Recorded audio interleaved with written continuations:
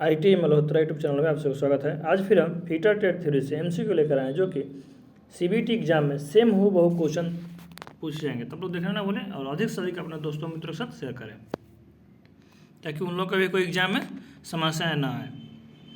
तो आज चलते हैं हम लोग। आज का पहला क्वेश्चन देखते हैं। ये जो क्वेश्चन है, ये सब क्वेश्चन जो लेवल 2 से है आप लोग का। क्या लेवल 2 से है?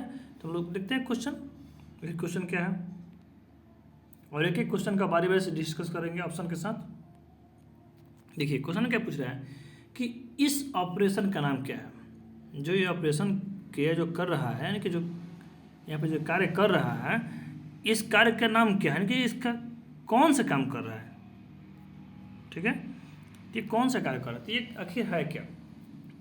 तो ऑप्शन क्या दिए गए? ऑप्शन ए में है ड्रिलिंग, ऑप्शन बी में है सॉफ्ट फेसिंग, ऑप्शन सी है counter sinking, option D counter boring. तो काउंटर बोरिंग क्या है कि एक देखिए यहाँ पे जो ये पायलट की तरह है। क्या है? पायलट की तरह। एक जो यहाँ पे एक जॉब दिया गया है, उसको एक छोटा सा गोलाकार है, यानी कि उसको बड़ा करना है।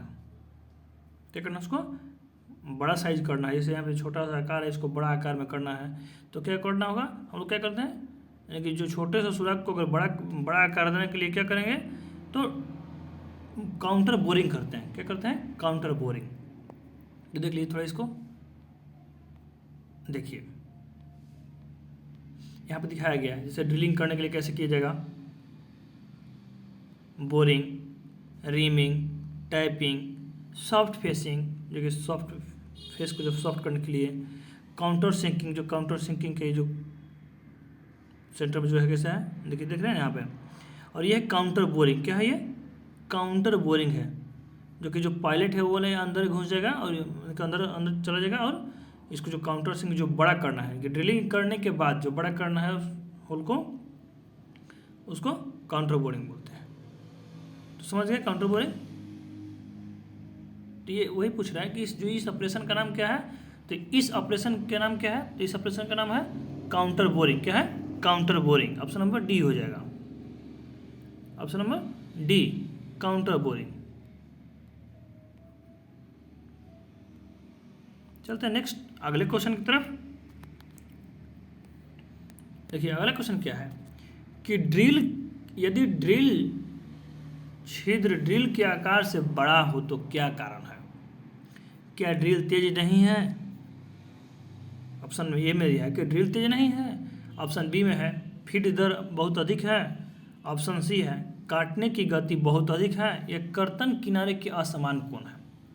तो देखिए ये तो ड्रिल तेज है तो गलत है, फीड दर अधिक है उससे तो कोई मतलब नहीं है। जब फीड दर अधिक देंगे तो क्या वो कौन थोड़ा वो ड्रिलिंग के जो आकार है वो बड़ा होगा। काटने की गति बहुत अधिक है तो उससे भी आकार नहीं होगा। लेकिन देखिए यहाँ पे मान लीजिए यहाँ पे 3 कोण होता है ना, एक यहाँ पे ये ड्रिल का होगा, तो ये दोनों कोण का डिग्री क्या होता है? एंगल 59 डिग्री का होता है। क्या होता है?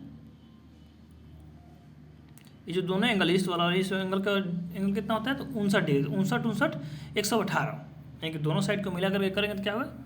118 डिग्री होगा। तो अगर कोण के जो एंगल होगा वो असमान होगा, यानी कि जो 59 नहीं आगे पीछे के, मान लीजिए 59 नहीं होगा 60 होगा या 62 होगा, जो कि एंगल जो है इसका कोण का एंगल है वो असमान होगा। तो इसीलिए कर्तन क्या होगा, वो ड्रिल के आकार बड़ा होगा। तो इसका सेंसर क्या होगा? तो इसका सेंसर हो जाएगा ऑप्शन नंबर डी, कि कर्तन किनारे, जो कि कर्तन के किनारे के असमान कोण। अगर देखिए जो कोण है, ये जो एंगल जो है, ये एंगल यानी कि एक आकार में नहीं होगा, असमान होगा। तो क्या होगा? इसलिए ड्रिल छेद का आकार बड़ा हो जाएगा। तो समझ गए। चलते हैं नेक्स्ट अगले क्वेश्चन की तरफ। देखिए अगला क्वेश्चन क्या है कि चूड़ी की दोनों सतहों से जुड़ने वाले शीर्ष सतह को क्या कहते हैं। तो देख लीजिए फिगर में, देखिए यहाँ पे दिखाया गया है। देखिए बोला है ना कि चूड़ी की दोनों सतहों के जोड़ने वाले शीर्ष को क्या कहते हैं। तो ये वाले जो पार्ट्स है, इस पार्ट्स को इस पार्ट्स को जोड़ता है तो क्या बोलते हैं? उसको फ्लैंक कहते हैं। क्या कहते हैं? फ्लैंक कहते हैं। लेकिन जो ये पार्ट्स और ये दोनों इधर से दोनों पार्ट्स का क्या है कि जो शीर्ष वाला कौन सा भाग है? ये है क्रेस्ट, क्या कहते हैं, क्रेस्ट है। बाकी सब पार्ट्स के नाम देख रहे हैं यहाँ पे, डेप्थ है,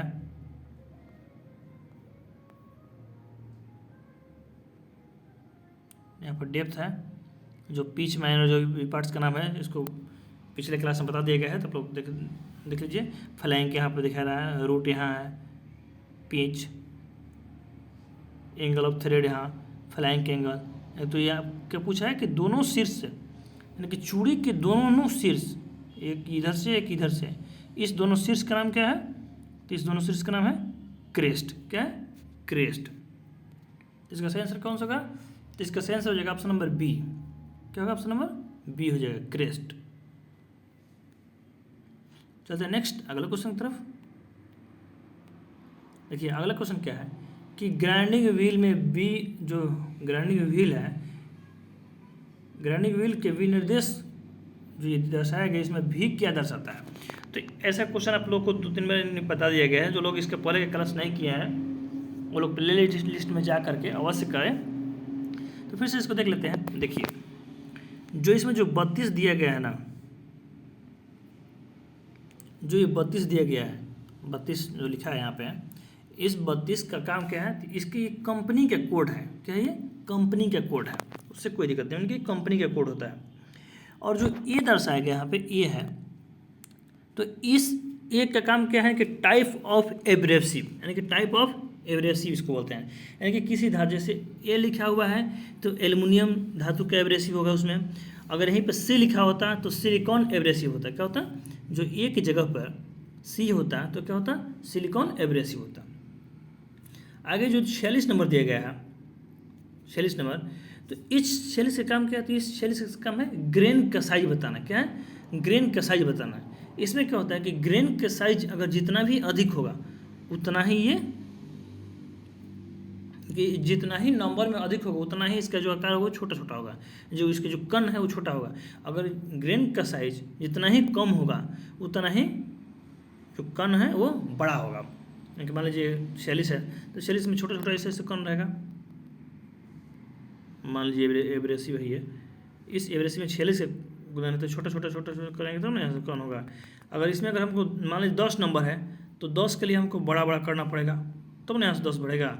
वैसे ही तो इसमें क्या बोला है, तो हम लोग क्या देख रहे थे, 46 देख रहे थे, मतलब 46 देख रहे थे यहाँ पे, जो 46 है यानी कि 46।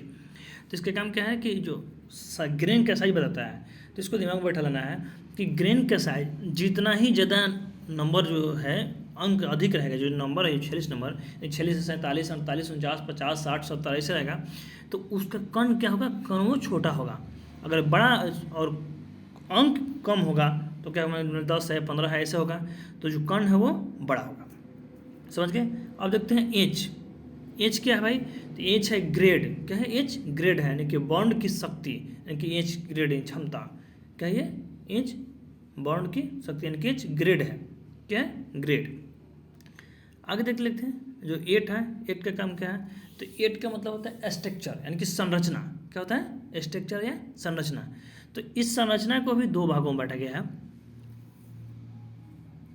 इस संरचना को 2 भागों में बांटा गया है, यानी कि एक संघन और एक विरल। क्या है, संघन एक विरल।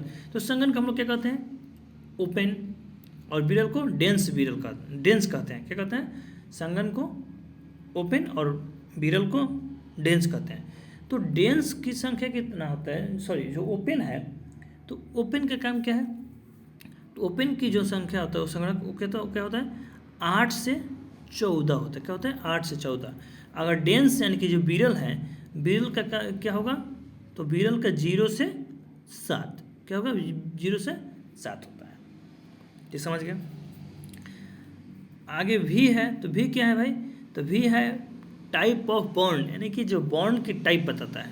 क्या है, भी टाइप ऑफ बॉन्ड है, इनकी बॉन्ड का साइज यानी कि बॉन्ड बताता है भी। यानी जो भी है तो विट्रीफाइड बॉन्ड। क्या होगा, भी है तो विट्रीफाइड बॉन्ड इसको बोलेंगे। तो इसका सही आंसर क्या हो जाएगा, तो इसका सही आंसर होगा ऑप्शन नंबर ए हो जाएगा, यानी कि भी क्या दर्शाता है, तो बॉन्ड को दर्शाता है। समझ गए। इसका सही आंसर क्या होगा, तो ऑप्शन नंबर ए हो जाएगा, बॉन्ड। चलता नेक्स्ट अगले क्वेश्चन की तरफ। देखिए अगला क्वेश्चन क्या है कि डाई स्टील की ग्राइंडिंग के लिए किस प्रकार की एब्रेसिव पहियों का उपयोग किया जाता है। जो डाई स्टील है इसकी ग्राइंडिंग के लिए किस प्रकार की एब्रेसिव पहियों का उपयोग किया जाता है। तो देख लीजिए, इसको ध्यान से सुनिएगा और आप नोट करते चलिएगा। एक कॉपी में आप लोग नोट करते चलिएगा, ध्यान से सुनिएगा आप लोग। तो देखिए ऑप्शन ए है कार्बाइड, सॉरी सिलिकॉन कार्बाइड। तो सिलिकॉन कार्बाइड क्या, इसमें क्या क्या रूप होता है। तो black silicon carbide, black silicon carbide होता है और ग्रीन सिलिकॉन कार्बाइड होता है, जिसमें ब्लैक, ऑप्शन बी में ग्रीन सिलिकॉन कार्बाइड दिया है लेकिन ब्लैक नहीं दिया है।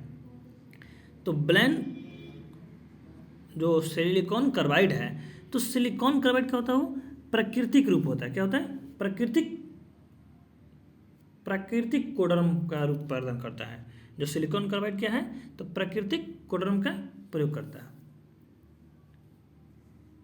और ये जो सिलिकॉन, और समझ गए इनकी, जो ब्लैक सिलिकॉन कार्बाइड इसमें होता है और हरा यानी कि ग्रीन सिलिकॉन कार्बाइड होता है। तो जो सिलिकॉन कार्बाइड, कोई क्वेश्चन पूछ देगा कि सिलिकॉन कार्बाइड कौन सा रूप प्रदान करता है, तो प्राकृतिक कोडर्म रूप प्राप्त करता है। समझ गए। अब देखते हैं हम लोग हरा यानी कि green silicon carbide. Green silicon carbide कठोर धातु के लिए प्रयोग किया जाता है। जो ग्रीन सिलिकॉन कार्बाइड है इसका प्रयोग कठोर धातु के लिए प्रयोग किया जाता है। नहीं सॉरी, जो ब्लैक सिलिकॉन कार्बाइड है इसका प्रयोग हम लोग कठोर धातु के लिए प्रयोग करते हैं। आगे देखते हैं जो ग्रीन सिलिकॉन कार्बाइड, तो ग्रीन सिलिकॉन कार्बाइड का प्रयोग लो टेंसाइल स्ट्रेंथ वाली हाई मटेरियल के लिए उपयोग किया जाता है। जो हरा सिलिकॉन कार्बाइड है, ऑप्शन नंबर बी है, इसका उपयोग कहाँ किया जाता है, तो लो टेंसाइल स्ट्रेंथ यानी कि स्ट्रेंथ वाली हाई मटेरियल के लिए इसका प्रयोग किया जाता है। क्वेश्चन में पूछ देगा सीमेंटाइट कार्बाइड के लिए प्रयोग किया जाता है किसके लिए सीमेंटाइट का प्रयोग किया जाता है, तो हरा सिलिकॉन कार्बाइड के लिए। तो समझ गए। आगे देखते हैं, ऑप्शन सी है सफ़ेद एल्युमिनियम। सफ़ेद एल्युमिनियम में क्या होता है, सफ़ेद एल्युमिनियम दो प्रकार में होता है, तो वाइट और ब्राउन यानी कि वाइट और भूरा, सफ़ेद या भूरा। तो वाइट का प्रयोग कहाँ किया जाता है, देखिए यहाँ पे वाइट दिया है, यहाँ पे भूरा एल्युमिनियम दिया है यानी कि ब्राउन दिया है। तो हम लोग वाइट का पल देख लेते हैं। वाइट का प्रयोग क्या किया जाता है, तो हार्ड मटेरियल के लिए, हार्ड के लिए किया जाता है, यानी कि स्टेनलेस स्टील के लिए या डाई स्टील के लिए इसका प्रयोग किया जाता है। जो वाइट एल्युमिनियम ऑक्साइड है इसका प्रयोग क्या किया जाता है, तो हाई स्पीड स्टील के लिए या डाई स्टील के लिए सफ़ेद एल्युमिनियम का प्रयोग किया जाता है।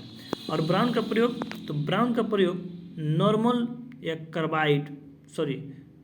Carbon steel, mild steel, wrought iron और हाई स्पीड स्टील के लिए ब्राउन एल्युमिनियम ऑक्साइड का प्रयोग करते हैं। भूरा एल्युमिनियम के लिए लोग प्रयोग करते हैं, यानी कि ब्राउन एल्युमिनियम ऑक्साइड के लिए किसका प्रयोग किया जाता है, तो carbon steel, mild steel, wrought iron और हाई स्पीड स्टील के लिए इसका प्रयोग किया जाता है। समझ गए। आज के लिए इतना है, फिर मिलते हैं नेक्स्ट क्लास में।